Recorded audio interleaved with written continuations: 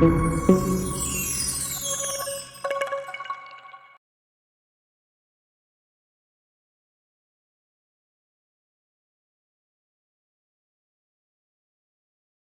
पुस्तक का पाठ 7 हमारा देश भारत, पृष्ठ 49 से पृष्ठ 57 तक।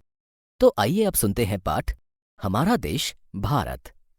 भारत एक बहुत बड़े भौगोलिक विस्तार वाला देश है।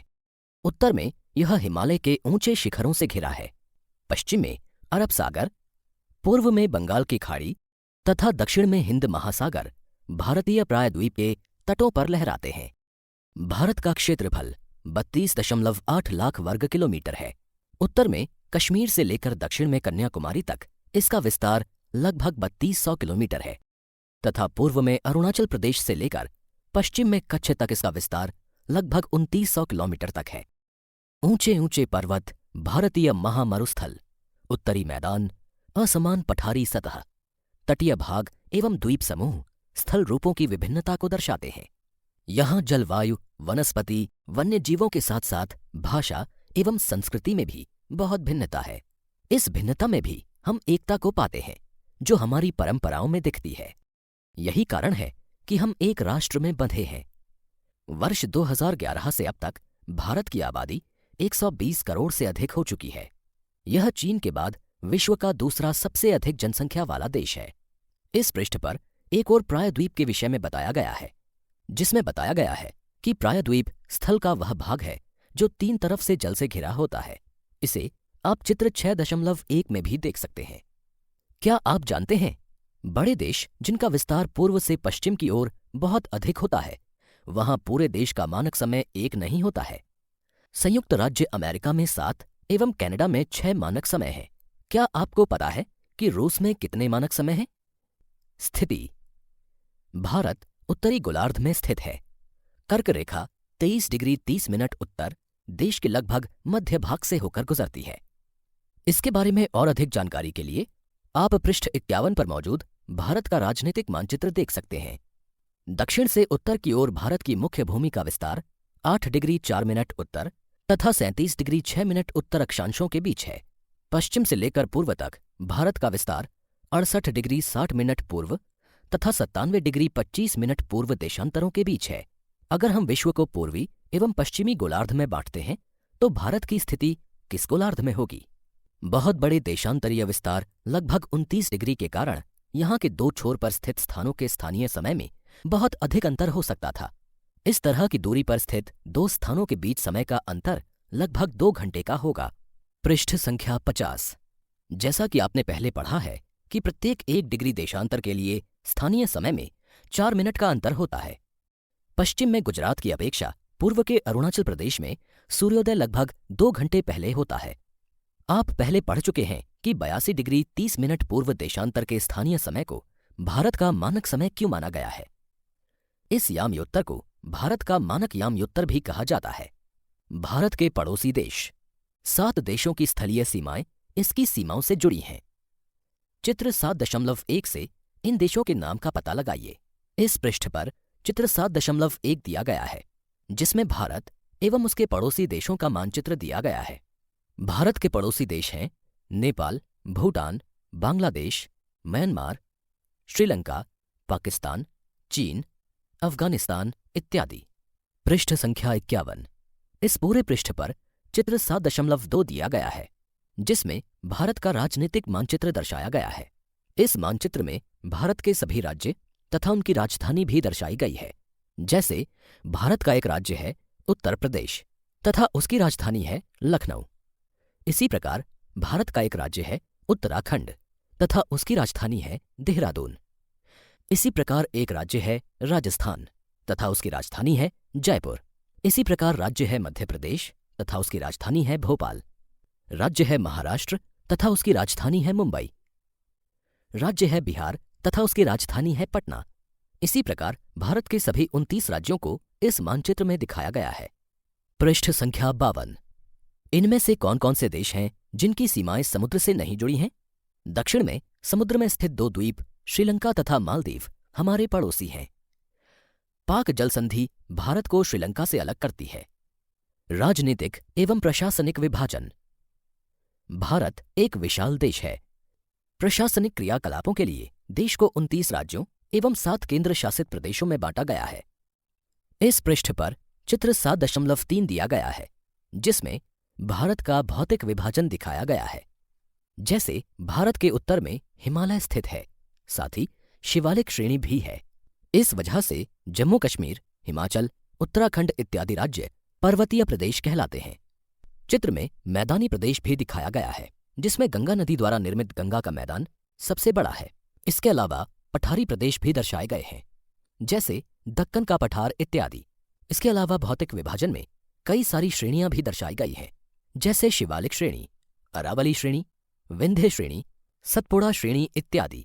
इसके अलावा चित्र में पश्चिमी घाट, पूर्वी घाट इत्यादि दर्शाए गए हैं तथा हिमालय और अनेक पठारों से निकलने वाली नदियों को भी दर्शाया गया है, जैसे गंगा, यमुना, झेलम, चिनाब, रावी, सतलुज, महानदी, नर्मदा, तापी, कृष्णा, कावेरी, गोदावरी इत्यादि। पृष्ठ संख्या 53। दिल्ली भारत की राजधानी है। राज्यों का निर्माण मुख्यतः भाषाओं के आधार पर हुआ है। क्षेत्रफल की दृष्टि से सबसे बड़ा राज्य राजस्थान तथा सबसे छोटा राज्य गोवा है। राज्यों को जिलों में बांटा गया है। भौतिक विभाजन। भारत में पाई जाने वाली भौतिक आकृतियां विभिन्न प्रकार की हैं, जैसे पर्वत, पठार, मैदान, तट तथा द्वीप समूह। उत्तर में बर्फ से ढका हिमालय संतरी का कार्य करता है। हिमधन आलय का मतलब होता है बर्फ का घर। हिमालय पर्वत को 3 मुख्य समानांतर श्रृंखलाओं में बांटा जाता है। सबसे उत्तर में स्थित श्रृंखला को वृहत हिमालय या हिमाद्री कहते हैं। इसी श्रृंखला में विश्व के सबसे ऊंचे शिखर हैं। मध्य हिमालय या हिमाचल हिमाद्री के दक्षिण में स्थित है। बहुत से लोकप्रिय पहाड़ी स्थान यहाँ स्थित हैं। 5 पहाड़ी स्थानों के नाम का पता लगाइए। शिवालिक सबसे दक्षिण में स्थित श्रृंखला है। हिमालय के दक्षिण में भारत का उत्तरी मैदान स्थित है। ये मैदान समतल तथा सपाट हैं। ये मैदान सिंधु, गंगा, ब्रह्मपुत्र तथा इनकी सहायक नदियों के द्वारा लाए गए जलोढ़ निक्षेपों से बने हैं। नदियों के ये मैदान कृषि के लिए उपजाऊ भूमि प्रदान करते हैं। यही कारण है कि इन मैदानों में जनसंख्या अधिक है। भारत के पश्चिमी भाग में भारतीय महामरुस्थल स्थित है। यह शुष्क, गर्म तथा रेतीला स्थल है। यहाँ वनस्पति की मात्रा बहुत कम है। उत्तरी मैदानों के दक्षिण में प्रायद्वीपीय पठार स्थित है। इसकी आकृति त्रिभुजाकार है। इसका धरातल काफी ऊंचा नीचा है। इस क्षेत्र में बहुत सी पहाड़ी श्रृंखलाएं तथा घाटियां स्थित हैं। इसके उत्तर पश्चिम में अरावली श्रृंखला स्थित है, जो विश्व की सबसे पुरानी श्रृंखला है। विंध्य एवं सतपुड़ा भी महत्वपूर्ण श्रृंखलाएं हैं। इन श्रृंखलाओं से होकर नर्मदा तथा तापी नदियां बहती हैं।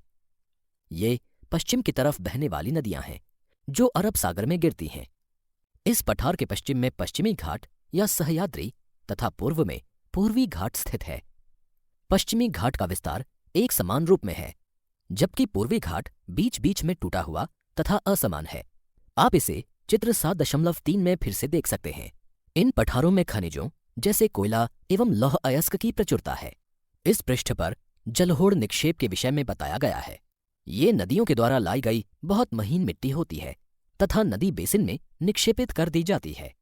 सहायक नदी एक नदी या सरिता जो कि मुख्य नदी में किसी भी तरफ से आकर मिलती है तथा अपने जल को मुख्य नदी में विसर्जित करती है।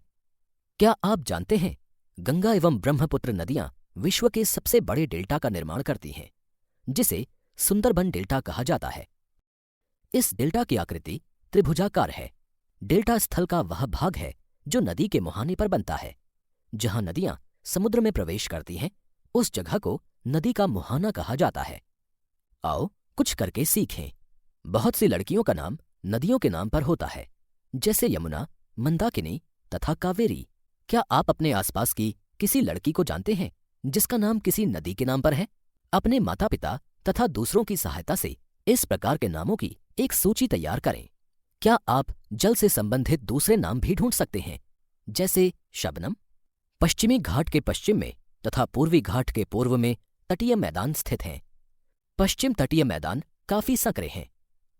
पूर्वी तटीय मैदान अपेक्षाकृत चौड़े हैं। पृष्ठ संख्या 54। वहां पूर्व की ओर बहने वाली कई नदियां हैं। महानदी, गोदावरी, कृष्णा तथा कावेरी बंगाल की खाड़ी में गिरती हैं। ये नदियां अपने मुहाने पर उपजाऊ डेल्टा का निर्माण करती हैं। बंगाल की खाड़ी में गंगा एवं ब्रह्मपुत्र नदियों के मुहाने पर सुंदरबन डेल्टा स्थित है। क्या आप जानते हैं, प्रवाल छोटे समुद्री जंतुओं के कंकाल हैं, जिसे पॉलिप कहा जाता है। जब जीवित पॉलिप मरते हैं तब उनका कंकाल बच जाता है। अन्य पॉलिप की वृद्धि इन ठोस कंकालों के ऊपर होती है, जो बढ़ते बढ़ते काफी ऊंचे होते जाते हैं तथा इस प्रकार प्रवाल द्वीपों का निर्माण करते हैं। चित्र 7.4 में प्रवाल द्वीप की तस्वीर दिखाई गई है। इसी पृष्ठ पर कक्षा 8B की पंखुड़ी विद्या नामक छात्रा के द्वारा सुनामी पर एक कविता लिखी गई है। एक सवेरे पड़ी मनुष्य पर जलजले की काली छाया, सुनामी दानवी ने अपना प्रलयंकारी कहर ढाया। समुद्र में उठा आलोड़न, मीलों दूर फैला साया, प्रकृति के विनाश ने मानव को अपना ग्रास बनाया। विनाश का था विकराल आकार, चारों ओर मचा हाहाकार, कोई नहीं बच पाया उससे, भागे बचाने अपने प्राण। हिंद महासागर था रक्षक, अब बना हमारा भक्षक, सर्वत्र निगल गया मानव को, करके अस्तित्व नष्ट। उठे हजारों हाथ प्रशिक्षण सहायता में पीड़ितों के, यह दिखाने सागर को कि हम वो हैं जो कदापि नहीं डरते। रात थी काली फिर भी आशा की किरणें चमकेंगी, फिर जिंदगी करवट बदलेगी, हृदय में खुशियां दमकेंगी। पृष्ठ संख्या 55।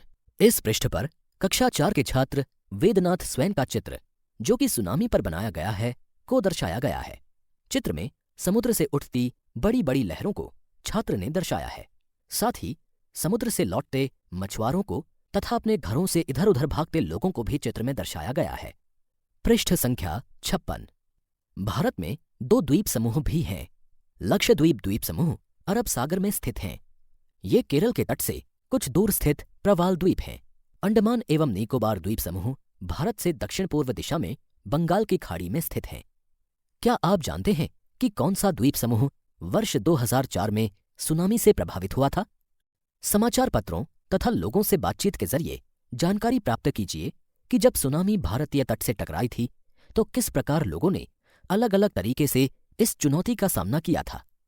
सुनामी एक विशाल सागरीय तरंग है जो समुद्र तल पर भूकंप के कारण उत्पन्न होती है। अभ्यास प्रश्न 1। आगे दिए गए प्रश्नों के उत्तर संक्षेप में दीजिए। पहला, भारत को कितने भौतिक भागों में विभाजित किया जा सकता है? उनके नाम लिखिए। दूसरा, भारत की स्थलीय सीमा 7 देशों से जुड़ी है, उनके नाम लिखिए। तीसरा, कौन सी 2 प्रमुख नदियां अरब सागर में गिरती हैं? चौथा, गंगा एवं ब्रह्मपुत्र के द्वारा बनाए गए डेल्टा का नाम लिखिए।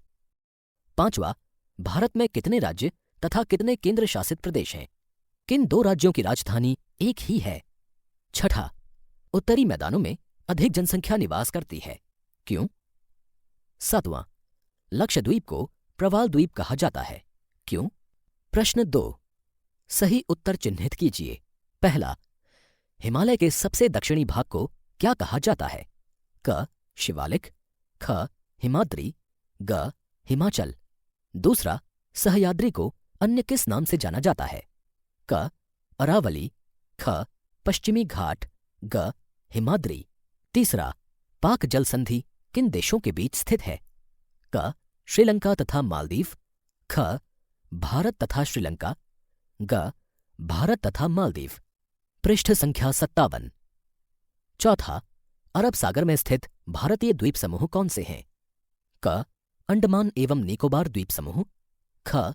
लक्षद्वीप द्वीप समूह, ग. मालदीव। पांचवा, भारत की सबसे पुरानी पर्वत श्रृंखला कौन सी है? क. अरावली, ख. पश्चिमी घाट, ग. हिमालय। प्रश्न 3। खाली स्थान भरें। पहला, भारत का क्षेत्रफल लगभग रिक्त स्थान है।